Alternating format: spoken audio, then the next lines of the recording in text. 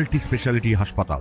মেঘবেলা লাইভে আপনার পছন্দের টিভি চ্যানেলস সম্পূর্ণ বিনামূল্যে, শুধুমাত্র মেঘবেলা ব্রডব্যান্ডের কানেকশনের সঙ্গে। মেঘবেলা ব্রডব্যান্ড, বাংলার ঘরে ঘরে। মুর্শিদাবাদের অশান্তি চলাকালীন দুষ্কৃতীদের হাতে প্রাণ হারিয়েছিলেন দুই ব্যক্তি। নিহতদের পরিবারকে সল্টলেকের একটি সুরক্ষিত স্থানে রাখা হয়েছিল বলে জানা গেছে। অভিযোগ, গত রবিবার মুর্শিদাবাদের পুলিশ সেখানে এসে তাদের নিয়ে যাওয়ার চেষ্টা করে। পুলিশ এবং বিজেপি নেতাকর্মীদের মধ্যে তীব্র বচসা শুরু হয় সেই সময়। চন্দন দাসে বেঁচে যেতে পারতো যদি পুলিশ পৌঁছাতো। ক্ষত বিক্ষত হবে ছিলেন, 4 ঘন্টা পড়েছিলেন, তারপর মারা গেছে। তার পরিবারকে তোলার জন্য কালকে পুলিশ চলে এসেছিল। বিধাননগরের ডিসিপি আনিশ বিশ্বাস, যদি ভুল না করি আমি, তিনি রিল পুলিশ বেসিক্যালি কালকে দেখলাম তার একটা রিল প্রচন্ড ভাইরাল হয়েছে। তিনি রিল করতে ব্যস্ত, তিনি বেসিক্যালি কাজ করেনি। কালকে পুলিশকে আমরা বললাম, তোমরা নোটিশ দেখাও, তোমরা যদি এখানে এসেছো তার নোটিশটা দেখাও, কোন বেসিসে এসেছো। তার কাছে নেই। লেডি কনস্টেবল এসছেন, তার কাছে আইডি কার্ড নেই। পুলিশ অফিসার আইও এসছেন, তার কাছে ড্রেস নেই।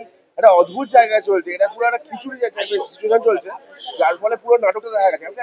সিম্পল কথা, বিধাননগর ইস্ট পুলিশ এসেছিল, তাদেরকে বললাম আপনারা কেন এসছেন, মুর্শিদাবাদে আইও আসছে, মুর্শিদাবাদে আয়োর জন্য ওয়েট করলাম, আসলো না। ইন দ্য মিন টাইম দরজা ভাঙা হয়ে গেছে, বাড়িতে একটা এয়ার কুলার ছিল সেটাকে ভাঙা হয়ে গেছে, এদেরকে ধমকানো হয়ে গেছে, এরা নাকি কিডন্যাপ হয়েছে।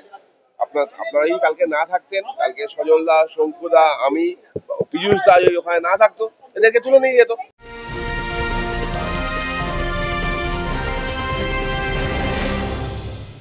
উত্তর 24 পরগনা ও তার আশপাশের এলাকার মানুষের সেবায় ক্যাথ ল্যাবের মতো অত্যাধুনিক সুবিধা নিয়ে পরিষেবায় ব্রতী সারদা মাল্টি স্পেশালিটি হাসপাতাল।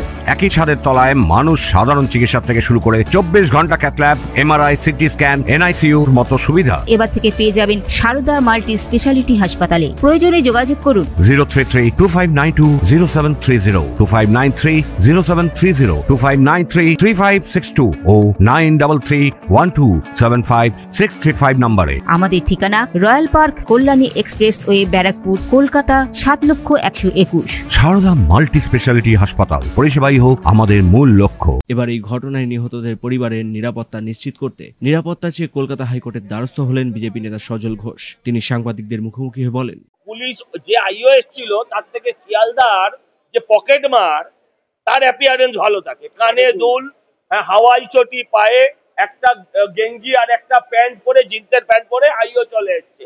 লেডি কনস্টেবলের কাছে ড্রেসও নেই, লেডি কনস্টেবলের কোনো আইডেন্টি কার্ডও নেই। হ্যাঁ, যে এরা বাড়ি থেকে 4 কিলোমিটার 3 কিলোমিটার দূরে থানা, 4 ঘন্টা ধরে এই মহিলা, আপনি ভাবতে পারেন নিজের স্বামী এবং ছেলে, জীবনের দুটো সবচেয়ে বড় সম্পদ, 4 ঘন্টা ধরে তাদের ক্ষত বিক্ষত দেহ, রক্তাক্ত দেহ তোলার লোক ছিল না। তখন পুলিশ আসতে পারেনি, এখন পুলিশ এসছে কেন? এদের কাছে ফোন ছিল না? ফোন করলে জানা যেত না এটা কিডন্যাপ হয়েছে কিনা?